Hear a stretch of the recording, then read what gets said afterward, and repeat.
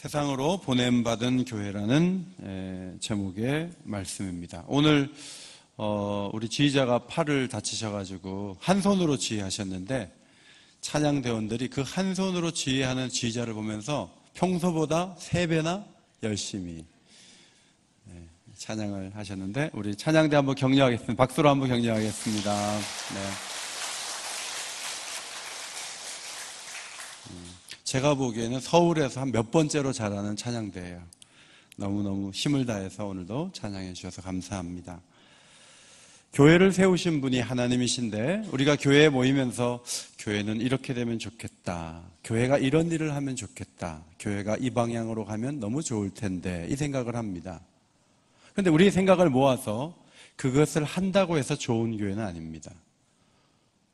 교회를 처음 세우신 분이 예수님이신데 예수님이 구상하신 교회가 있습니다.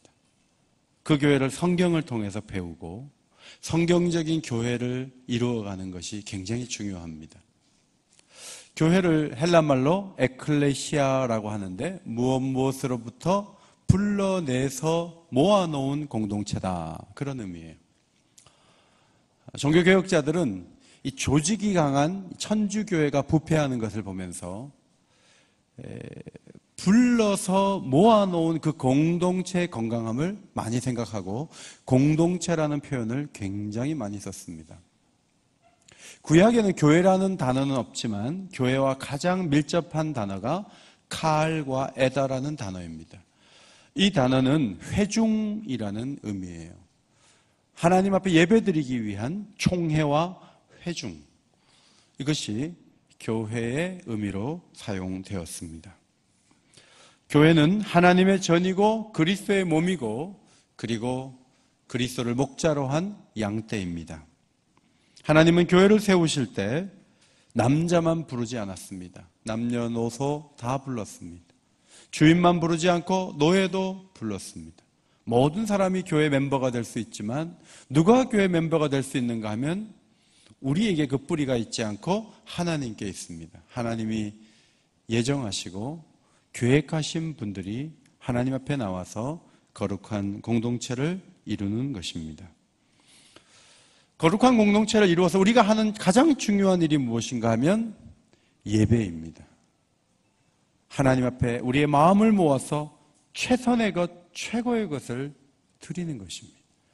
그분 앞에 노래하고 그분 앞에 마음을 드리고 그분 앞에 감사하고 하나님은 그 예배를 기쁘게 받으시죠. 오늘 본문 말씀에 부활이 아직도 확실하다고 하나 되어서 받아들이지도 못하는 사람들에게 예수님이 나타나셔서 하시는 말씀이 내가 너희를 보내노라, 세상에 보냄받은 공동체가 교회다, 이 사실을 너무 일찍 말씀해 주셨습니다. 성도들은 예배를 드리면서 하나님의 빛을 보면서 동시에 하나님의 빛을 달과 같이 반사하는 그런 빛과 소금의 역할을 세상에 감당하는 사명을 갖고 있습니다. 마음이 아픈 것은 연일 사회적으로 무리를 일으키는 사람들 가운데 교회 지도자들이 많다는 것입니다. 그리고 욕먹는 교회가 너무 많은데 세상 사람들이 교회를 향해서 뭐라고 얘기하냐면 너희들이나 잘해라, 니들이 그 모양을 해갖고 어디 얘기를 하느냐, 니들이나 조용히 예수 믿어라, 이렇게 사람들이 말합니다. 더 슬픈 것은 교회 안에 교회를 비판하는 세력들이 있다는 것입니다. 교회 지도자들을 신랑하고 교회를 파렴치한 공동체로 얘기하면서 그들이 교회를 다닙니다. 그래서 나타나는 결과가 무엇인가 하면 교회로는 안 된다는 생각이 확산되는 것입니다. 그러나 성경을 보면 하나님이 교회를 세우신 이유 가운데 하나는 어두운 세상에 유일한 희망이 되도록, 소망을 주도록 교회를 세우셨기 때문에 교회가 세상에서 교회 역할을 감당할 힘이 없고 소망이 없다면 교회는 소망이 없는 것입니다. 만약에 우리가 세상의 빛으로 나가지 않는다면 그러면 다른 사람들이 거짓을 가지고 사람들을 끌 것입니다. 무슬림들을 연구하시는 분들에 의하면 한국에 들어와 있는 무슬림 선교사의 숫자를 2만 명에서 3만 명으로 봅니다. 우리 주변에 무슬림 식당을 하시는 분들은 거의 다 선교사들입니다. 이단들이 너무 많습니다. 동성애가 멋있어 보인다고 다음 세대는 말하고 있습니다. 교회가 교회의 사명을 감당하지 않는다면 판도가 어떻게 바뀌어질까는 너무나 자명한 일입니다. 보냄받은 공동체, 교회, 이것을 잘 이해하는 것은 너무나 중요합니다. 첫째로 교회는 세상에 보냄을 받았는데 21절로 23절 말씀입니다. 아버지께서 나를 보내신 것 같이 나도 너희를 보낸다고 주님이 말씀하셨습니다. 세상에 오셔서 주님이 환영을 받지 못했습니다. 그가 오시는 방식은 특이한 것이었고 목수의 아들로 동정녀의 몸에서 태어나서 베들레헴에서 태어나서 나사렛에서 성장하시고 갈릴리에서 사역하셨습니다. 사람들은 예수를 업신여겼습니다. 그래서 예수를 지켜본 제자 사도 요한은 이렇게 적었습니다. 참 빛, 곧 세상에 와서 각 사람에게 비추는 빛이 있었나니 그가 세상에 계셨으며 세상은 그로 말미암아 지은 바 되었을 때 세상이 그를 알지 못하였고 자기 땅에 오매 자기 백성이 영접하지 아니하였으나. 주님을 싫어했습니다. 왜냐하면 빛 가운데 오셨기 때문에 속에 있는 더러움이 다 드러나기 때문에 주님이 올수록 부담이 되는 것이죠. 오늘 21절 말씀에 보냄받은 예수처럼 제자들도 보냄을 받고 우리도 보내신다고 말씀을 하십니다. 어두운 세상에 빛이 되라고 소금이 되라고 우리를 보내셨습니다. 그런데 주님이 세상에 오셔서 하나님의 아들이 되어서 십자가를 지시기까지 우리를 사랑하시고 희생해 하셨지만 사람들에게 환영받지 못했어요. 우리들도 마찬가지입니다. 예수님이 제자들에게 이런 말씀하셨어요. 제자가 그 선생보다 또는 종이 그 상전보다 높지 못하나니 제자가 그 선생 같고 종이 그 상전 같으면 족하도다. 집주인을 바알세불이라 하였거든 하물며 그 집 사람들이랴. 주님 열심히 귀신 내쫓았어요. 사람들이 귀신의 왕이라는 별명을 붙여주었습니다. 내가 이런 말 듣고 있는데 너희들이 세상에 나간다고 해서 사람들이 환영할 것 같으냐? 그렇게 말씀하신 것이죠. 복음대로 산다고 해서 사람들이 칭찬하거나 박수 쳐주지 않습니다. 어쩌면 교회에서도 주님 뜻대로 살려고 하는 사람들이 더 어렵습니다. 더 힘듭니다. 그것이 현실입니다. 지난 금요일에 강사님이 보여주셔서 짐 엘리엇에 대한 동영상을 또 보았습니다. 미국의 명문 휘튼 대학을 수석으로 졸업한 짐 엘리엇. 그 엘리엇이 하나님 가장 기뻐하시는 일이 영혼 구원이라는 것을 대학생 때 깨닫고 6년을 준비해서 에콰도르로 경비행기를 타고 그의 동료들과 함께 날아갔습니다.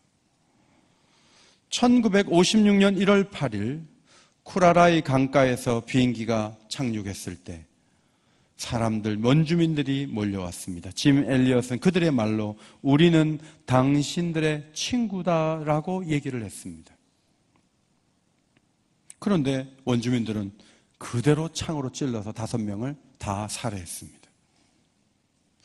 2년 뒤에 몇 명의 여인들이 다시 아우카족을 찾아갔습니다. 이때 여인들은 죽임을 당하지 않았습니다. 5년 동안 열심히 아우카족을 보살피고 도와줬습니다. 추장이 5년 후에 물었습니다. 왜 이곳에 와서 그 고생을 하십니까? 여인들이 대답했습니다. 우리는 당신들이 죽인 그 백인 남자들의 부인들입니다. 우리는 하나님의 사랑으로 이곳에 왔고 당신들이 해주려고 했던 복음을, 남편들이 해주려고 했던 그 복음을 들려주기 위해서 왔습니다. 하나님은 여러분을 사랑하십니다. 그렇게 말하는데 제가 금요일에 이 말을 이렇게 영상을 보면서 눈물이 주르르 흐르는 거예요. 왜 하나님은 그렇게 환영받지 못하는 자리에 아들을 보내셨을까? 왜 예수님은 그렇게 환영받지 못하는 곳에 사람들을 보내실까? 왜 그리고 희생할까?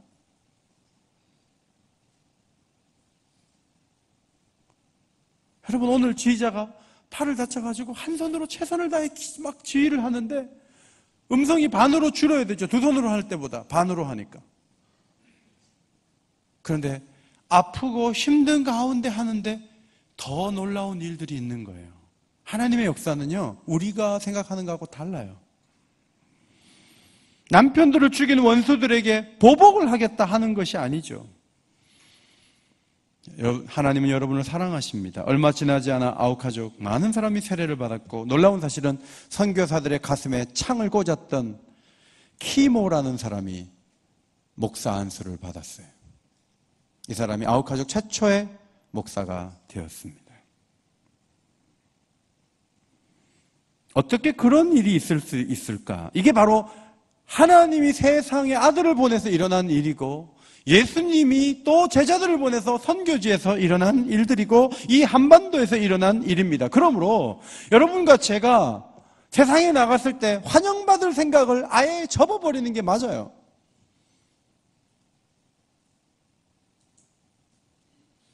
세상에 나가서 복음을 전하면 사람들이 두 손 들고 고맙다고 얘기해 줄 것 같으면 누가 복음을 전하지 않겠어요? 그런데 여러분이 복음을 전할 때 기다리고 있는 것은 이상하다는 거죠. 죽은 자가 살아났다, 영생이 있다, 현실을 살기도 바쁜데 무슨 딴소리 하냐 이거죠. 그러나 힘들고 어려워도 그래도 복음을 전하는 공동체가 교회 공동체예요. 2000년도에 김주식 선교사 부부가 사고로 세상을 떠났어요. 그러면 오긴교회 선교하지 말아야죠. 그러나 다시 손마가 선교사를 파송하고 정도한 선교사를 파송하는 거죠. 그게 교회예요.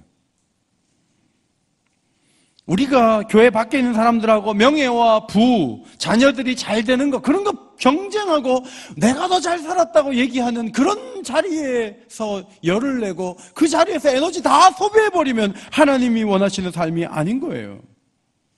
힘들어도 복음을 전하고 알아주지 않아도 빛을 드러내고 소망을 말할 줄 아는 사람이 되는 것, 하나님이 기대하시는 것이죠. 22절에서 성령을 의지하라는 의미로 성령을 받으라, 그렇게 제자들에게 말씀하셨습니다. 곧바로 받은 것은 아니고 나중에 기도하다가 받았어요. 이 성령을 받으라는 말씀과 연결된 구약의 중요한 두 구절이 있습니다. 창세기 2장 7절입니다. 앞에 보시고 같이 읽습니다. 시작. 여호와 하나님이 땅에 흙으로 사람을 지으시고 생기를 그 코에 불어넣으시니 사람이 생명이 된지라.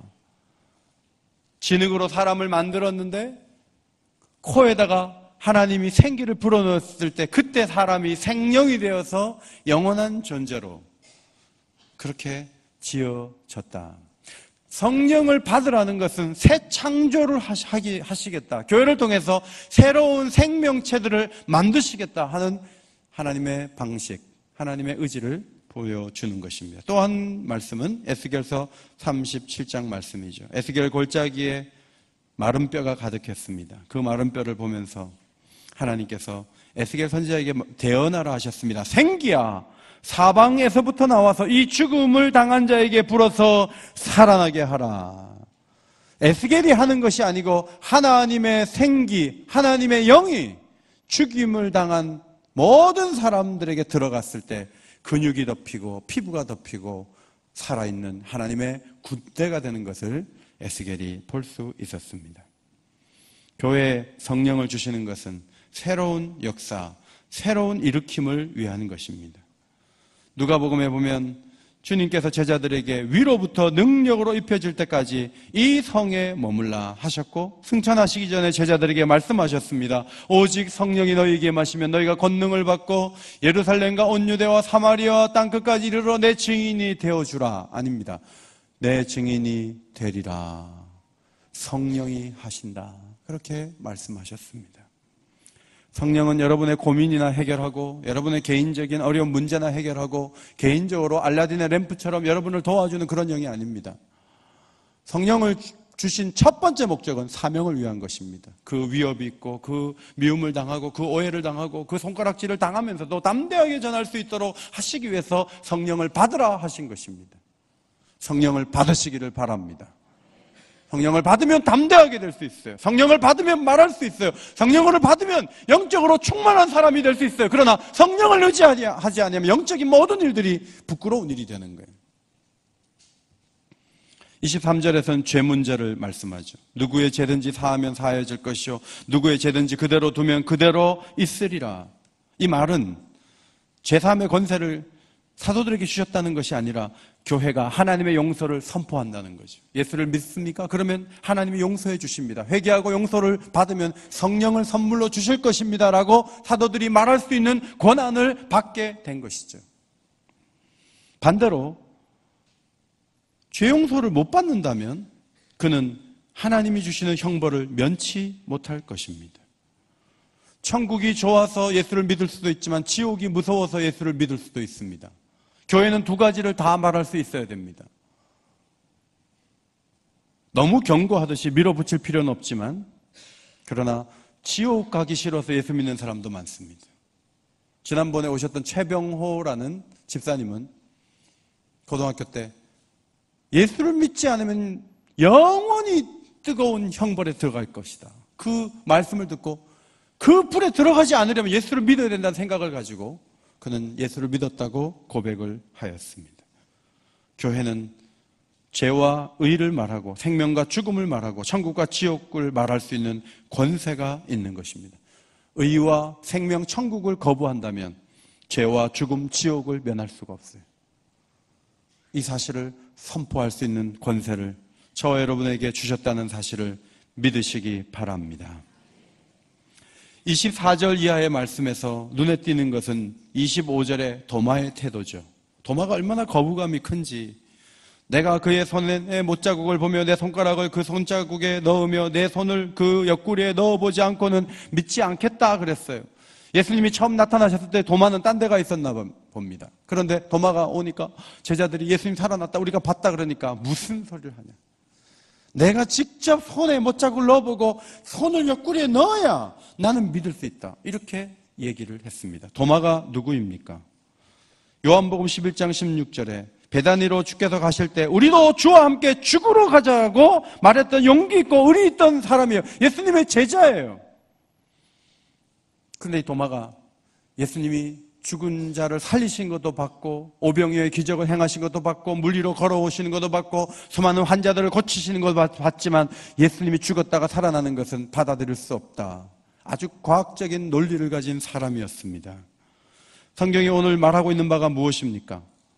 3년 동안 함께 다녔던 제자들이 그 사실, 부활이라는 사실을 믿지 않았다는 것입니다. 그렇다면 전혀 다른 문화권에서 2000년 후에 살아가는 현대인들에게 예수님이 당신을 위해 죽으셨고 3일 만에 부활하셨습니다 라고 말했을 때 그 사람이 예수를 믿을 가능성은 없다고 보면 됩니다. 말하는 사람이 어색할 정도로 심각한 반응이 나타날 수밖에 없습니다. 그것을 당연하게 받아들여야 합니다. 부활 소식은 자연스럽게 받을 수 있는 성격이 아니에요. 여러분이 말하지만 너무 바빠서 영적인 일에 나는 관심이 없다라고 손사래를 치는 게 당연합니다. 내가 다른 종교를 믿고 있으니까 강요하지 말라고 말하는 것이 당연합니다. 부활? 정신 나간 소리를 하고 있다고 얘기를 듣는 것이 당연합니다. 다 그럴 수 있다고 생각하셔야 됩니다. 우리는 무엇을 믿어야 됩니까? 첫 번째 반응에 너무 신경 쓰지 마세요. 주님이 함께 하시면 그런 반응을 보인 자의 마음속에 들어가셔서 믿음을 주실 주님의 능력을 신뢰하시기를 바랍니다. 이게 중요합니다. 여러분, 도마가 처음에 봐야 믿겠다 했지만 정말 믿음을 주셨어요. 도마에게 주님이 인도로 가라 그랬어요. 저희 중고등부 단기 선교팀에 갔더니 단기 선교팀이 인도에 갔을 때 도마 교회를 보고 왔어요. 도마가 인도에 가서 복음을 전하다가 순교하고 죽었어요.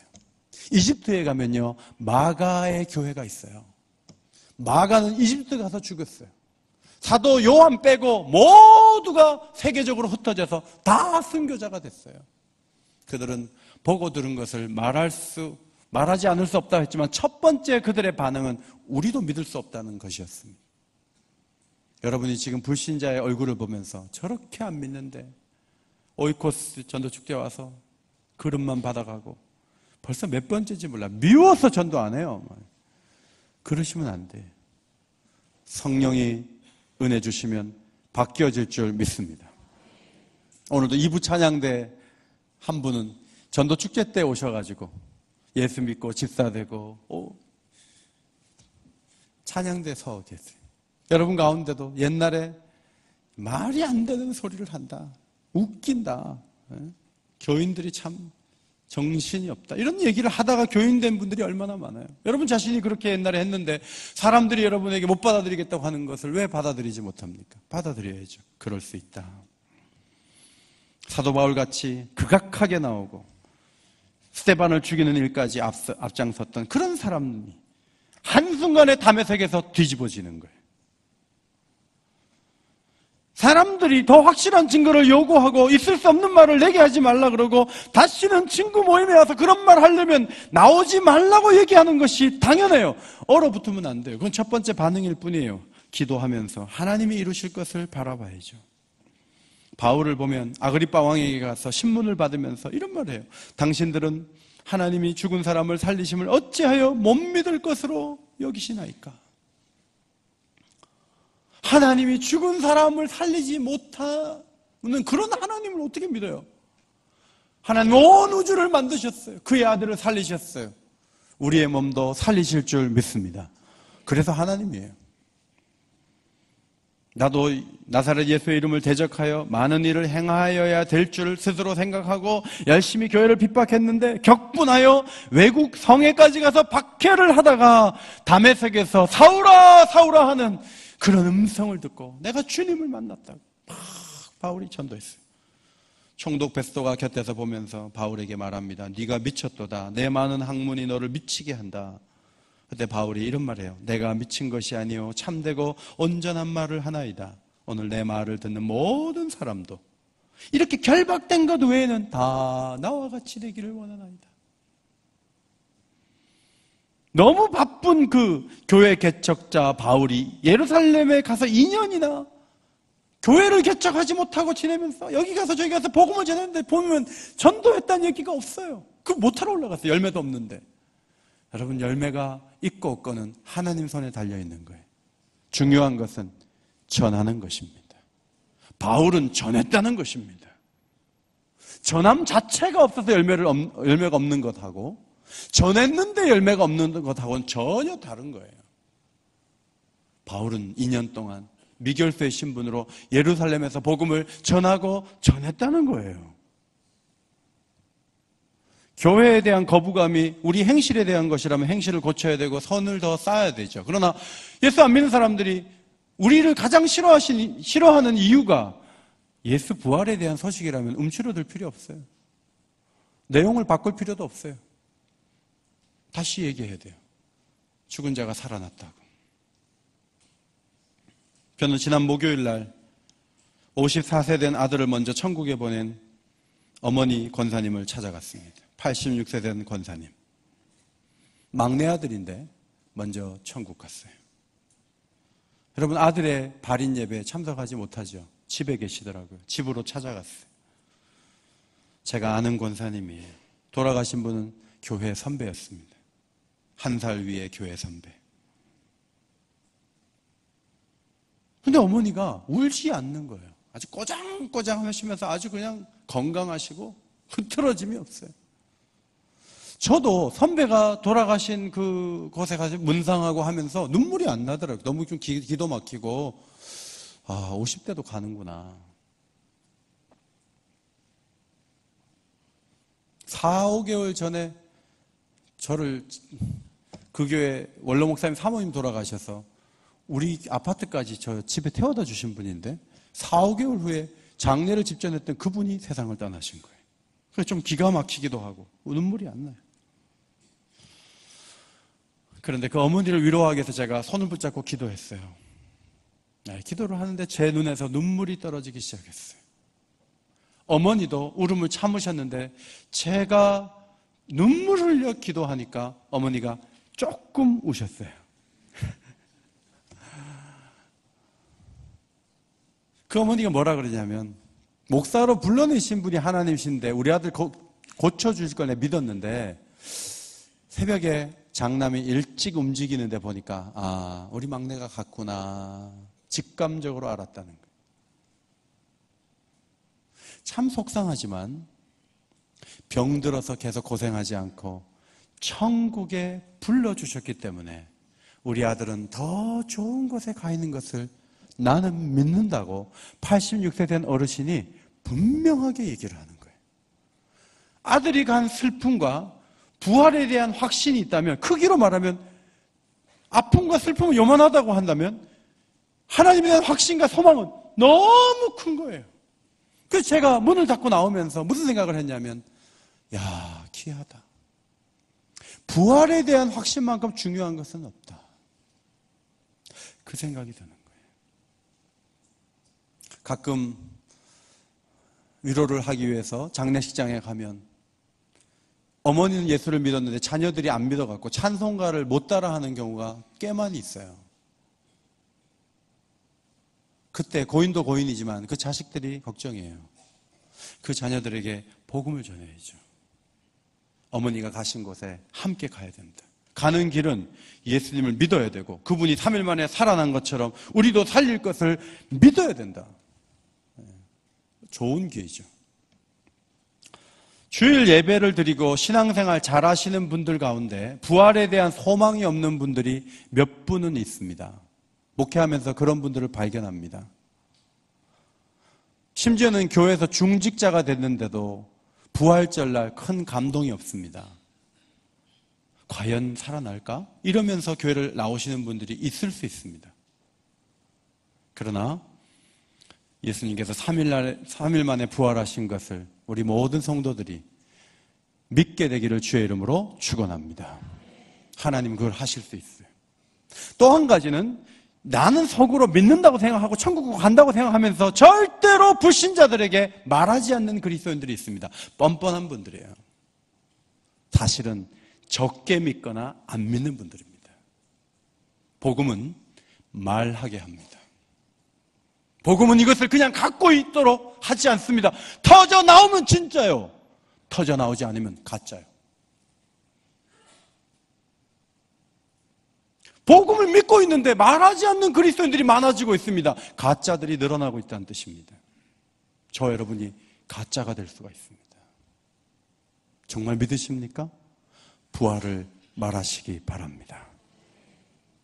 기분 나쁘시죠? 나보고 가짜라 그래? 진짜가 되라고 하시는 말씀이에요. 진짜가 되시기 바랍니다. 진짜가 돼야 돼요.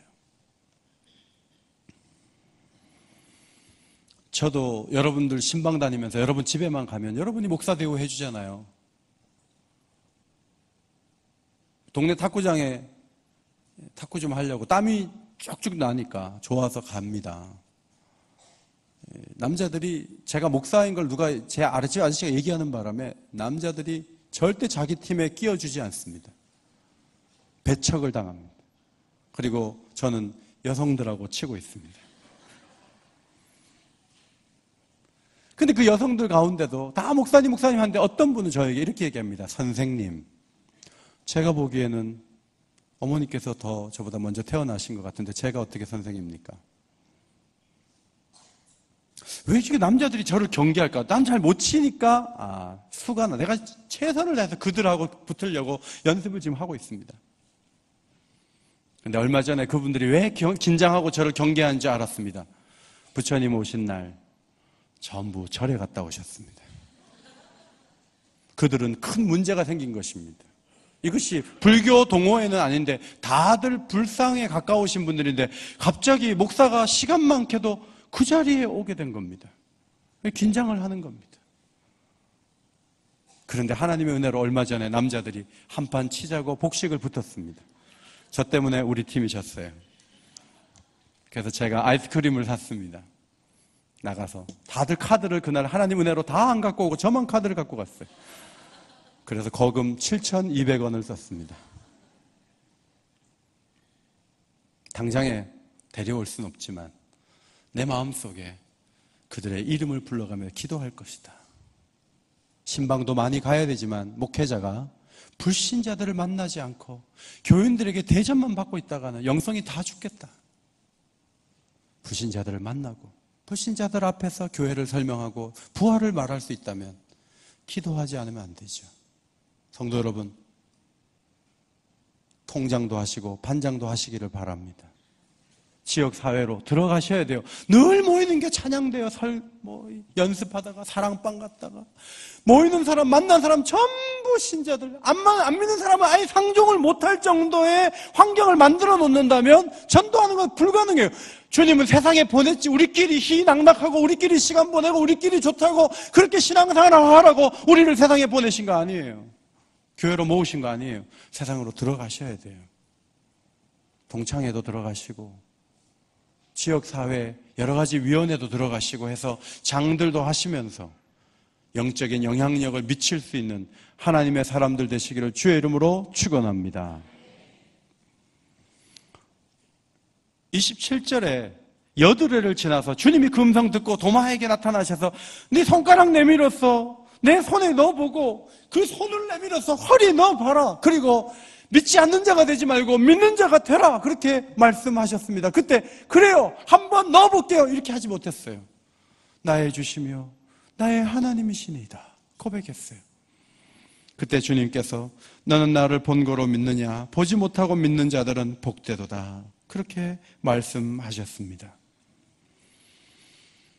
많은 이들이 성경을 보다가 설교를 듣다가 믿음을 갖게 되지만 어떤 분들은 경험이 필요하다. 눈으로 봐야 되겠다. 손으로 만져야 되겠다. 이런 분들도 적지 않습니다. 그래서 교회 안에는 믿음을 갖는 여러 가지 경로가 있는데 어떤 분들은 경험을 하고 교인이 된 분들이 있습니다. 예를 들면 병이 치유되거나 기도하다가 혀가 말려서 방언이 터졌거나 기적이 일어나서 복음을 받아들이는 분들이 있지만 예수님 뭐라고 말씀하시냐면 번거로 믿느냐? 보지 않고 믿는 자가 복되도다. 여러분, 전도 현장에는 보지 않고 믿는 자가 예비되어 있습니다. 할렐루야. 여러분이 뭔가 보여줄 수 있다면, 이번에도 무슨 감독님이 와서 예수님 그림을 막 그리면서 막 보여주잖아요. 좀 쉬울 것 같으니까 여러분이 좀 전도하지 않을까 해서 하지만 기독교의 원래의 접근 방법은 안 보여주고 믿는 거예요. 말만 해갖고 믿게 하는 거예요. 어렵죠. 그러나 듣다가 믿음이 생깁니다. 들음을 우습게 여기면 안 됩니다. 듣다가 변화가 됩니다. 듣다가 새로워집니다. 이것이 하나님의 방식이에요. 어떤 분이 재밌는 예화를 들었어요. 장미 한 송이에 넘어가서 저는 결혼했어요. 이런 분이 있는가 하면 어떤 분은 결혼 안 하겠다고 하는데 어느 날 공군 장교인 남편 된 그 신랑감이 권총을 가지고 와서 다 죽여버리겠다. 딸 내놔라! 했더니 장인어른이 그거 참 내 딸을 사랑하는구만 해서 딸을 주는 바람에 제가 결혼했습니다. 장미꽃 받은 사람은 꽃 한 송이에 넘어갔습니다. 하고 얘기할 때 권총 때문에 결혼한 사람은 권총 때문에 결혼했다 할 때 흥미진진한 거는 권총이지만 장미가 더 복되도다. 얘가 맞다고 생각해요. 큰 경험이 없어도 괜찮아요. 예수가 믿어지는 축복이 여러분에게 있게 되기를 바랍니다. 믿음의 많은 분야가 있어요. 부활의 분야가 있고 천국의 분야가 있고 이 땅에서 염려 없이 살아가는 분야가 있고 자녀들에 대해서 교육하는 분야가 있고 여러 분야의 믿음이 필요한데 그 믿음을 손가락 가지고 믿으려고 그러면 안 된다는 거예요. 말씀을 읽다가 믿어지면서 모든 부분에 믿음의 문이 열리는 축복이 저와 여러분에게 있게 되기를 바랍니다. 1000명에게 전했는데 1명 예수 믿었는데 전도 잔치를 계속 해야 되냐? 저는 해야 된다고 봐요. 한 생명이 천하보다 귀하다면 1000명에게 복음을 전하고 1명만 예수를 믿는다 할지라도 우리는 전도해야 됩니다. 전도하지 않는 분들의 특징, 영적 긴장감이 없기 때문에 기도하지 않으십니다. 뜨겁게 기도하고 싶습니까? 영적 전선이 살아 있어야 됩니다. 전도하지 않는 교회의 특징, 사소한 것 가지고 차이 때문에 다투고 싸웁니다. 전도하지 않는 교회의 특징, 성도들이 신앙생활을 지루해 합니다. 사명을 감당하지 않으니까 지루하죠. 후방의 부대들, 늘 족구만 하고 있는 그런 군인들이 있는 부대는 지루하죠. 그러나 전투가 있고 총을 쏴야 되고 그런 부대는 눈빛이 살아있죠. 영적인 전선을 만드셔야 됩니다. 그리고 현장에서 세상에서 보냄받은 빛과 소금의 역할을 감당하는 하나님의 사람들이 다 되시기를 예수님의 이름으로 축원합니다. 하나님 고맙습니다. 우리 친척들에게, 친구들에게, 이웃들에게 선교사가 가는 것이 아니고 우리를 보내셨습니다. 저희가 복음을 전할 수 있도록 성령이여 담대함을 주시고 또 다음 주일에 좋은 열매를 거두는 복된 날이 되도록 하나님 함께하여 주옵소서. 예수 부활을 믿는다 하면서 전하지 않는 자들은 진실하지 않은 그리스도인들입니다. 우리가 그런 사람들이 되지 않도록 하나님 진실하도록 복음을 전할 수 있도록 모든 결과를 하나님께 맡길 수 있도록 저희들을 인도하여 주옵소서. 예수님의 이름으로 기도하옵나이다. 아멘.